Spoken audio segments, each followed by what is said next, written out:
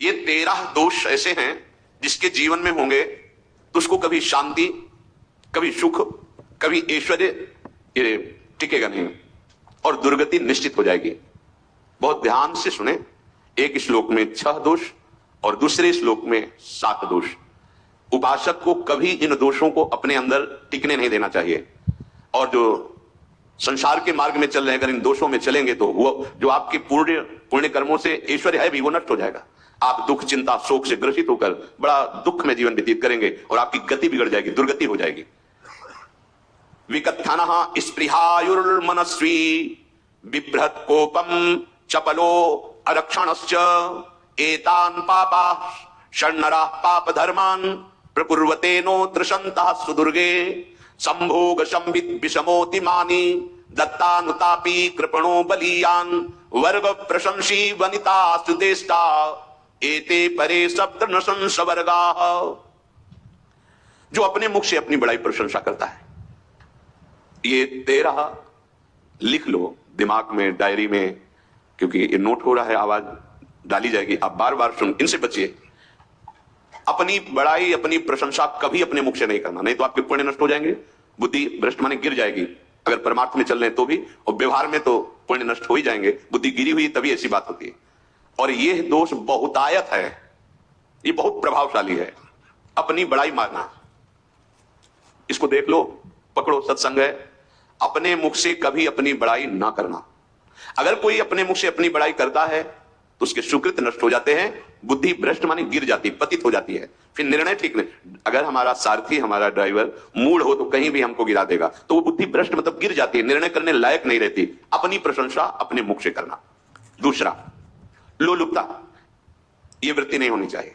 धर्म से चलेंगे, धर्म के द्वारा जो हमें प्राप्त होगा उसी से हम अपना भरण पोषण करेंगे। आपके बच्चे स्वस्थ होंगे, बुद्धिमान होंगे, परिवार में बहुत सुख और शांति होगी, भले दीपक की तरह जलो, बहुत काल तक रहेगी। लक्ष्मी जी भी आपके घर में बहुत काल, हम ये नहीं कहते कि बहुत नहीं, जितनी है बहुत सुख शांति से चलोगे। अगर लोलुपता करोगे, हिंसा, छल कपट, व्यभिचार, चोरी, ऐसे धन आ जाए, वो आएगा, लेकिन वो हाइलोजन की तरह आएगा, एकदम प्रकाश और फ्यूज, बिल्कुल अंधकार करके जाएगा। देख लेना, तुम्हारे जो सुख के हेतु है, तुम्हारा शरीर, तुम्हारे बच्चे, तुम्हारी पत्नी, तुम्हारा परिवार, उसको देख के तुम रात दिन जलोगे बिना आग के। ऐसे उनके आचरण होंगे, ऐसे उनके अंग होंगे, ऐसे उनके दिमाग होंगे, ऐसा उनका व्यवहार होगा।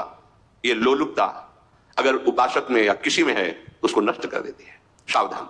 तीसरा, यदि आपका अपमान होता है तो आपको उसे सहन करना होगा, उससे आपके पाप नष्ट हो जाएंगे। जो तनिक सा भी अपमान होने पर बहुत क्रोध करके दूसरे का अपकार करने लगता है, ये आपका पतन करा देगा, ये आपको फंसा देगा, हृदय जलेगा, अर्थव्यवस्था नष्ट होगी, पूरा परिवार दुखी होगा।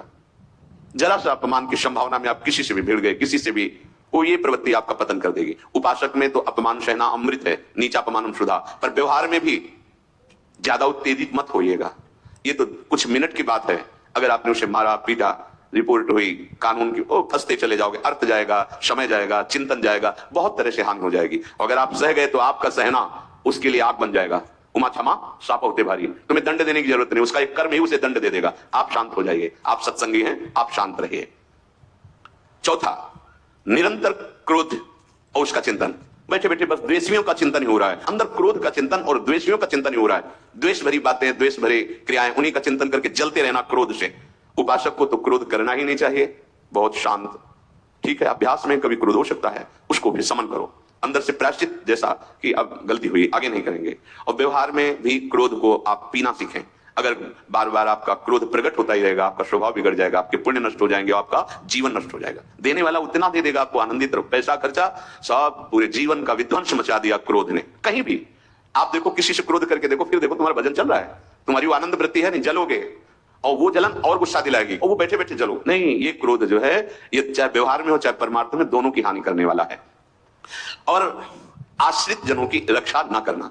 अगर कोई भाग कर आपके पास आ गया है, कोई पशु पक्षी या कोई मनुष्य, आपको चाहिए कि अब चाहे हमारे पहले प्राण जाए, उसकी रक्षा करेंगे।